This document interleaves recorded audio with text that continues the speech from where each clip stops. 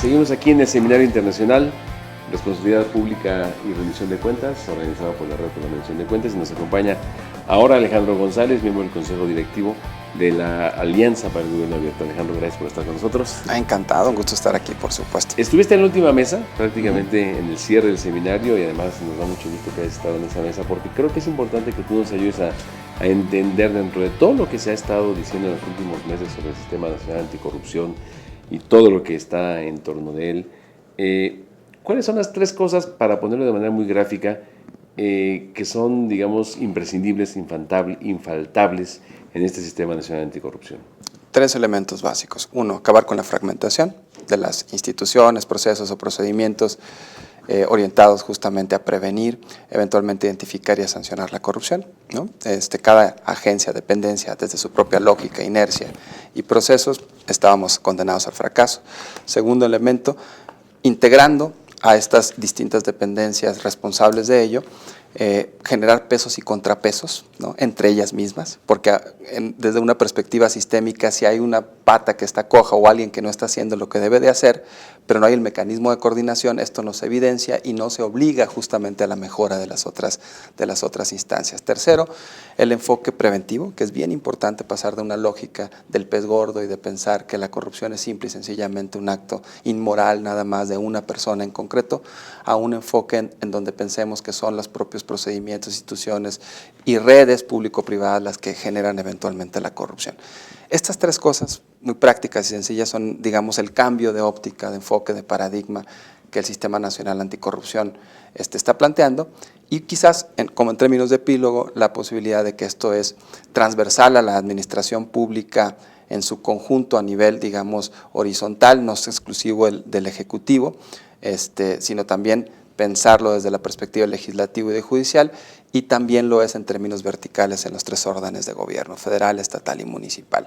Y el último quizás elemento es plantear a la participación ciudadana como un eje rector de control social que eventualmente pueda ayudar como acicate y como conducción eventualmente de los procesos de combate a la corrupción.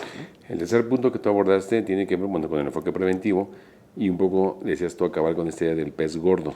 Sin embargo, en términos de percepción pública, sí, pues como que nos deben muchos peces gordos de todos modos, desde hace muchos años, ¿no? Totalmente. El problema es que los peces gordos que hoy tenemos son producto de decisión política más que producto de un proceso legal, objetivo, racional, ¿no?, imparcial, que no ve nombres ni apellidos, sino ve actos concretos, lo que este Sistema Nacional Anticorrupción promete justamente de darse en estas condiciones que estamos previendo, la posibilidad de una lupa, ¿no?, independiente de nombres, puestos, ¿no?, y eventualmente de quienes, o digamos de procesos sin dedicatoria política, a quienes eventualmente ocupen o caigan bajo uno de estos supuestos que configuren faltas administrativas o eventualmente delitos de corrupción. Y entonces eventualmente llegarán peces grandes, peces pequeños, peces intermedios, charalitos, no importa. Lo que estamos creando justamente es un sistema y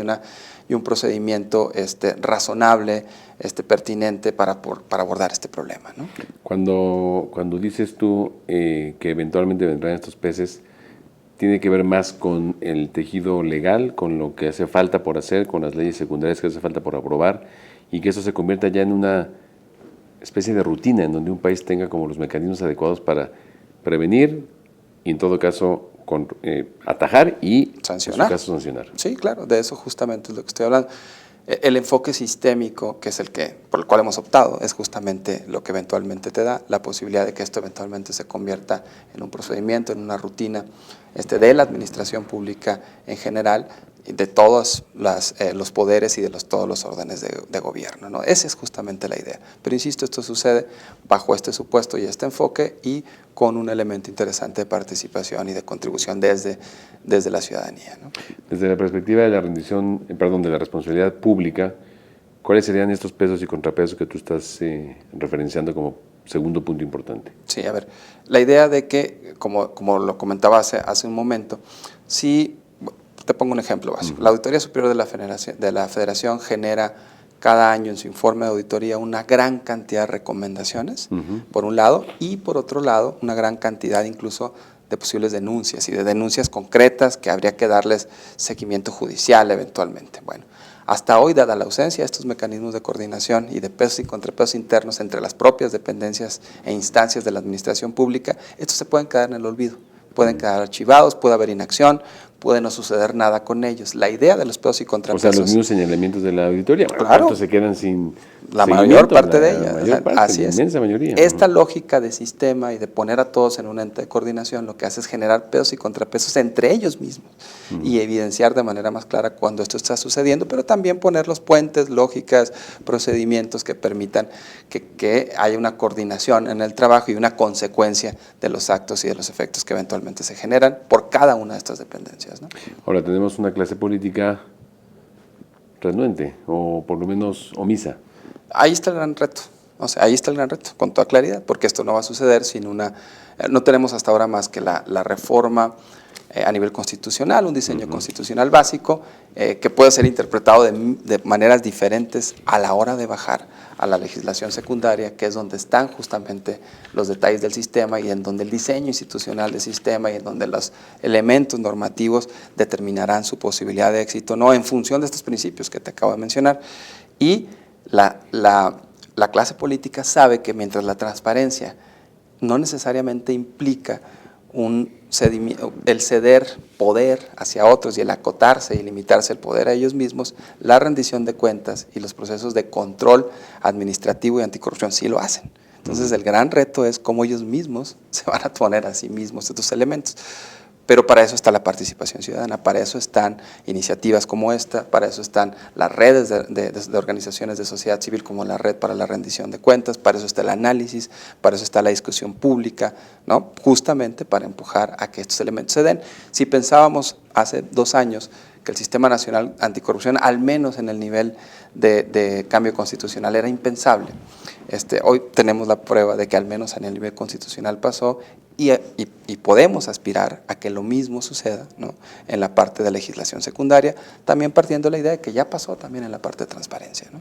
Mercedes Melón, de España y de Open Society, dijo una cosa interesante en su mesa. Decía, a ver, en México, como en otros países, pero en México también, porque haya estado muy cerca del caso mexicano, existen las posibilidades de ejercer el derecho a demandar la responsabilidad patrimonial del Estado. Del Estado, sí. Pero no la ejercemos. Existen ya los mecanismos, se puede. Sí. Probablemente es cosa de, a veces, de dinero, o de tener un buen equipo de abogados, o lo que esto derive, ¿no?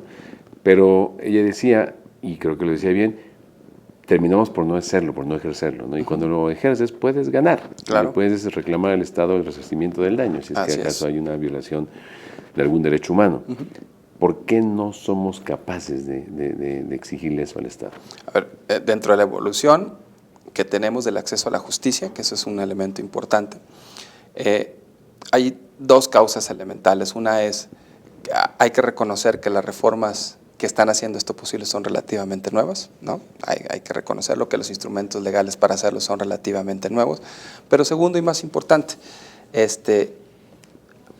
a diferencia de lo que existen en otros países y en otras culturas, en donde hay un trabajo de abogados independientes y de organizaciones de base que trabajan con los ciudadanos para educar en cómo acceder a la justicia, ¿no? NAMATI es una red global que se dedica en varios países del mundo a justamente educar a las personas y facilitar el acceso a la justicia desde elementos de justicia cotidiana hasta casos simbólicos como este. En México tenemos una gran carencia en este tema, es algo relativamente nuevo y justamente ese es un rol que eventualmente organizaciones de la sociedad civil y otras instancias pueden ir jugando para acceder para que estos nuevos elementos que tenemos jurisdiccionales puedan eventualmente llegar a transformar realidades que hoy tenemos. Si no llegamos ahí, la lógica de la consecuencia y de la rendición de cuentas en términos de las obligaciones del Estado y con una perspectiva de derechos humanos no van a ser realizables, ¿no? Pero es un reto que tenemos desde la sociedad civil, que es importante decirlo. Te lo pregunto porque ¿qué tan alejados estamos de que la sociedad civil tenga una real incidencia y no se quede nada más en una zona testimonial? Estás hablando ya de la justiciabilidad práctica de una serie de derechos y de elementos que son bien interesantes. Me parece que hay a ver, áreas de política pública y áreas de exigibilidad en las que hemos avanzado mucho, pero justamente una que tiene un gran retazo tiene que ver con el acceso a la justicia cotidiana y todo lo que tiene que ver con la parte de derechos humanos, particularmente en digamos, la dimensión de reparación y restitución en términos de las obligaciones del Estado desde la perspectiva de derechos humanos. Ahí hay un gran ámbito de oportunidad, insisto, en parte sí es responsabilidad también de las organizaciones de sociedad civil, de la falta de intermediación que tenemos hacia esas personas que están, digamos, jugando o son sujetos de esos supuestos, pero también en parte responsabilidad del Estado, que de manera proactiva no tiene instituciones que se acerquen a estas personas y eventualmente las lleven hacia allá. Bueno, por poner un ejemplo, ¿cuál es el rol de las comisiones de derechos humanos en este trabajo? No soy un experto en estos temas, pero me parece que ahí hay un gran ámbito de posibilidades transformadoras de trabajo. Muy bien, Alejandro González, miembro del Consejo Directivo de la Alianza para el Gobierno Abierto, por tu participación en el Seminario Internacional de la Red por la Rendición de Cuentas y por esta entrevista. Más encantado. Muchísimo gusto.